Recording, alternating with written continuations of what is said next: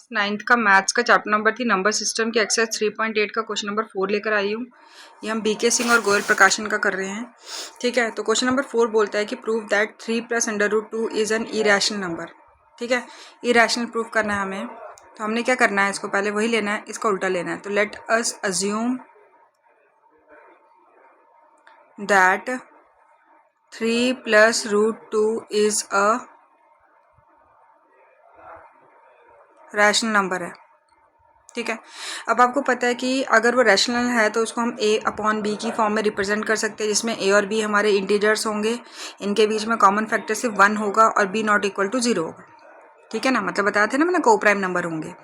तो लिखना है हमें कि 3 + √2 को हम लिख सकते हैं a/b की फॉर्म में। यहाँ पे लिखना है कि a and b are integers, और को प्राइम भी लिख सकते हैं। को प्राइम में पता चल जाएगा कि इनका फैक्टर सिर्फ 1 है, उसके अलावा कुछ नहीं है, और नीचे वाला कभी भी 0 नहीं होता है। ये हमने रैशनल नंबर की डेफिनेशन में पढ़ा है, हमने लिख दिया इसको।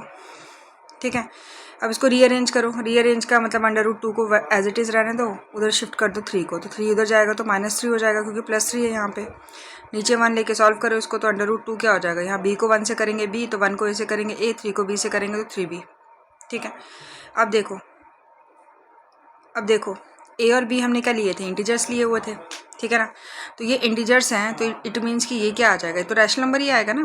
कुछ भी इंटीजर की वैल्यू पुट कर दो ab में। ठीक है ना, ab में इंटीजर्स की वैल्यू पुट कर दो। बोला है कि b 0 तो लेना नहीं है, तो a अगर आप 0 ले लो और b अगर आप 1 ले लो, कोई भी इंटीजर ले लो, तो ये हो जाएगा 0 - 3 × 1 3/1। तो क्या आ जाएगा, -3/1। तभी भी इंटीजर ही आएगा ना। इंटीजर क्या होता है, रैशनल नंबर होते हैं। ठीक है ना, तो यहाँ पे आपने क्या लिखना है, ऐसे ही लिखना है सेम, कि since a and b are integers and a - 3b/b must be क्या होगा, must be रैशनल नंबर। ठीक है ना, अब इसमें क्या इम्प्लाई होता है, इससे तो इम्प्लाई होता है कि √2 भी क्या होना चाहिए, √2 भी क्या होना चाहिए, रैशनल नंबर होना चाहिए।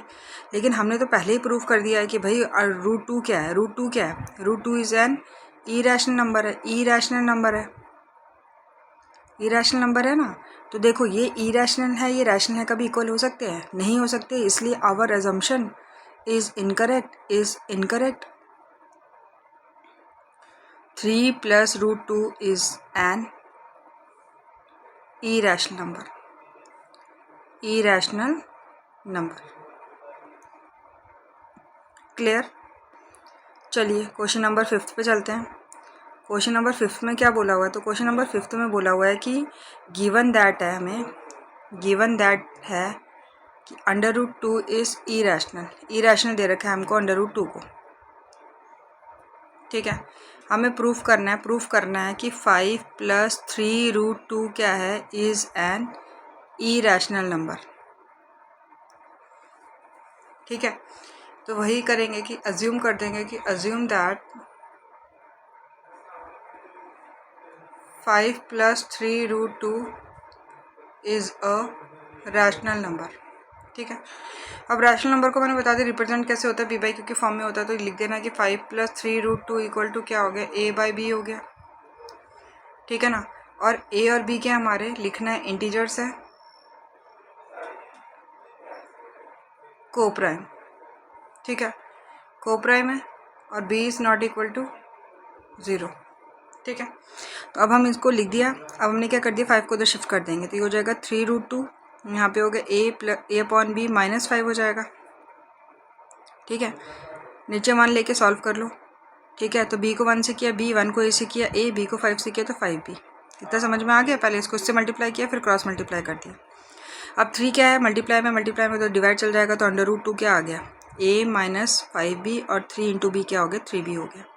ये आपको मैंने बता दिया कि ये पूरा क्या हो जाएगा, इंटीजर हो जाएगा, क्योंकि a और b क्या हमारे इंटीजर्स हैं। तो यहाँ पे लिख देंगे कि since a and b are integers हैं, तो जो a - 5b/3b आएगा वो क्या आएगा, रैशनल नंबर आएगा, क्योंकि इंटीजर्स क्या होते हैं, रैशनल नंबर ही होते हैं। अब हमें ऊपर बता दिया था कि √2 क्या इरेशनल नंबर है ना, इरेशनल है।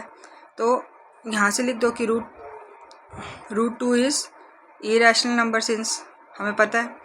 ठीक है ना, इरेशनल नंबर है।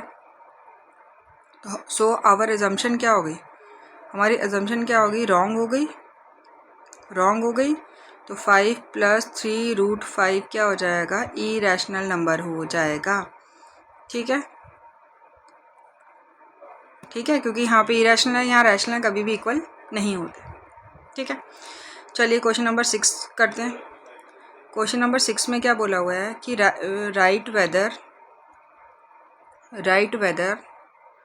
2√45 + 3√20 upon 2√5 on simplification gives rational number और इरेशनल नंबर। मतलब इसको अगर हम सिंप्लीफाई करेंगे तो बताना है कि इससे क्या आ रहा है, हमें रैशनल नंबर आ रहा है कि इरेशनल नंबर आ रहा है। ठीक है, पहले देखो √45 है ना, इसको चेंज करो। √45 को आप क्या लिख सकते हो, 9 5 45 लिख सकते हो। ठीक है, 9 5 सॉरी मैंने 4 लिख दिया। ठीक है, 9 5 45 लिख सकते हो। अब 9 को आप क्या कर सकते हो, 9 को लिख सकते हो 3 × 3 और 5 तो एज इट इज़ रहेगा। इसका पेयर बन गया ना, ये बाहर आ गया, 5 का नहीं बना तो ये, तो मतलब हम 45 को ऐसे लिख सकते हैं। ठीक है, 20 भी ऐसे कर लो। 20 को क्या लिख सकते हो आप, 2 2 = 4, 4 5 = 20। इसके पेयर बन रहे हैं, ये बाहर आ गया, जिसका नहीं बन रहा वो अंदर। ठीक है, बाकी और किसी का कर नहीं सकते थे तो मैंने इनको कर दिया।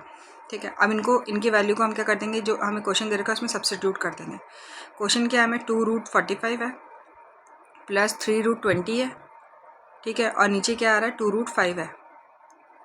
ठीक है, कर दो इसमें पुट, 2 का 2, √45 की जगह क्या आ जाएगा, 3√5 + 3 का 3, √20 की जगह क्या आ जाएगा, 2√5। ठीक है, और 2√5 तो ऑलरेडी नीचे था। ठीक है, सॉल्व करो, ये क्या हो गया, 2 3 ज़ा कितना हो गया, 6√5 + 3 2 ज़ा कितना हो गया, 6√5। यहाँ पे क्या आ गया, 2√5 आ गया। देखो सेम है, तो 6 + 6 कितना हो गया, 12√5, और नीचे क्या आ गया, 2√5। ठीक है, किसको समझ में नहीं आया, देखो 6√5 है और 6√5 है ना, दोनों कॉमन है, बाहर आ गए, यहाँ पे भी 1 बचा, यहाँ पे भी 1 बचा, 1 + 1 कितना होता है, 2, और 6√5। तो 6√5 को जब मल्टीप्लाई करेंगे 2 से, तो 2 6 ज़ा कितना होगा, 12 और √5। ठीक है, तो इसको डायरेक्ट भी लिख लो आप, इसमें क्या हो जाएगा। ठीक है, अभी हो गया √5 कैंसिल हो गया, कितना आ गया इसका, 12/2 आ गया। ये 2 6 ज़ा 2 1 ज़ा है ना, 6/1 आ गया, 6/1 आ गया। अब बताओ 6/1 क्या होता है, रैशनल नंबर होता है, क्योंकि a/b की फॉर्म में आ रहा है और b ≠ 0 आ रहा है।